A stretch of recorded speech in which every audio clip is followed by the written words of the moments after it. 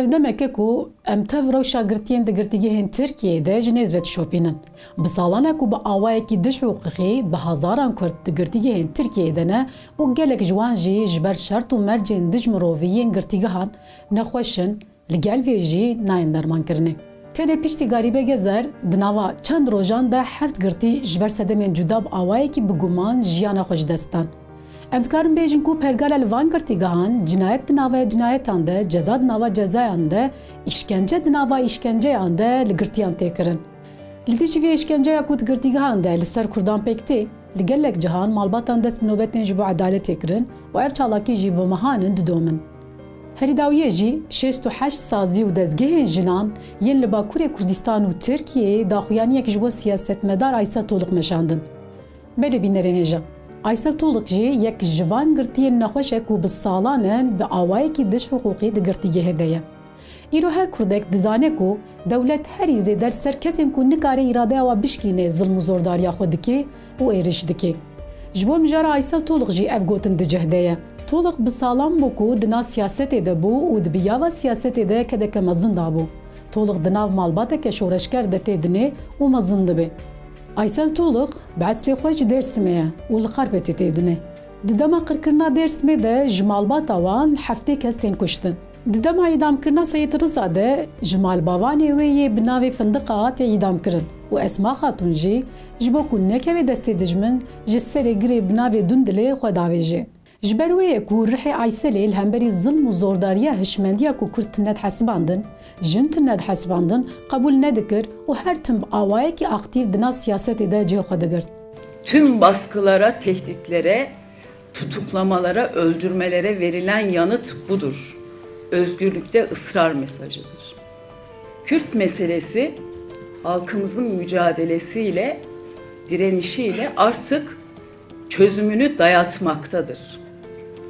Ve bu mesele artık bu biçimde yönetilebilir ve sürdürülebilir olmaktan çıkmıştır. Biz bu konuda gereken özveriyi, gereken çabayı, gereken fedakarlığı gösterdik.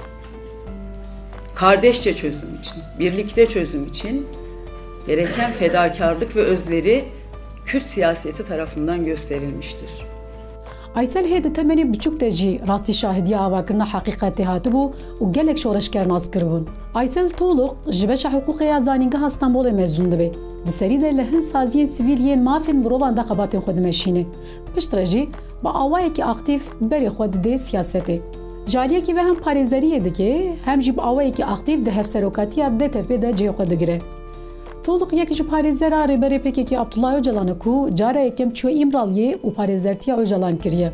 Di sala 2009 de DTP ji aliyê destûra dadgeha bingehîn ve têgirtin û parlamenteriya Aysel Toluk û Ahmed Türk jî tê betalkirin û siyaset li wan tê qedexe kirin. Toluk ji bo avakirina aştiyê di navbera İmral û dewletê de navbênkarî kir. Aysel Toluk di sala 2011 de wek hevseroka DTK cara yekem fikrê xweseriya demokratîk îlan dike. Armanca vê îlanê helbet ji hemû gelan daxwaza jiyaneke wek hev bû. Bir mücadelenin içerisinde, demokrasi mücadelesinin içinde, özgürlük mücadelesinin içinde, savaşta ve barışta kadın yoksa orada bir başarı olamaz. Axaftina Toluk ya ji bo îlankirina xweseriyê êdî dibe beşeke ji dîroka Kurdistanê.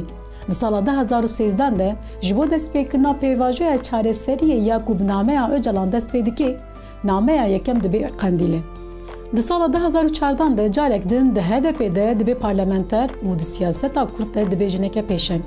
Laliyekî nêzîkatiyên dewletê, laliyê din jî yên medya û çapemeniya alîgir tim siyaseta Kurd tê xistin hedef. Piştî qanûna destnedanê ya li ser parlamenteran li meclîsê qebûl kirin, derbarê 511 parlamenteran de fezleke hat amadekirin û di 26 mijdarê de jî Toluk têgirtin. Aysel Toluk zêdeyî 5 salin li girtîgeha Qandirayê di hucreya yek kesî de ye û ji ber şert û mercên giraniyê girtîgehên Tirkiyeyê nexweşiya bi navê Demansê dest pê kiriye. Dema dayîka wê Xatûn Toluk jiyana xwe ji dest dide, ji girtîgehê bi destûr diçe ser cenazeyê dayîka xwe. Lê dema ku dixwazin tabuta dayîka wê li Enqereyê veşêrin, hin komên nîjadperest êrişî cenazeyê dayîka wê dikin û nahêlin Enqereyê bê veşartin. ji ber vê yekê cenazeyê dayîka Toluk tînin Dêrsimê ve dişêrin. Ji bo jiyana Toluk em dikarin bi dilerekî rehet vê yekê bêjin ku ji bo çareserkirina meseleya Kurd her tim di nav liv û tevgerekî de bû. Li hemberî zilm û zordariya dewletê tu carî paş degav neavêt û niha jî di hucreyekî de li ber xwe dide. Divê bi awayekî lezgîn hêzên navnetewî vê zilm û zordariya li girtîgehên Tirkiyeyê bibînin û têxin rojeva xwe.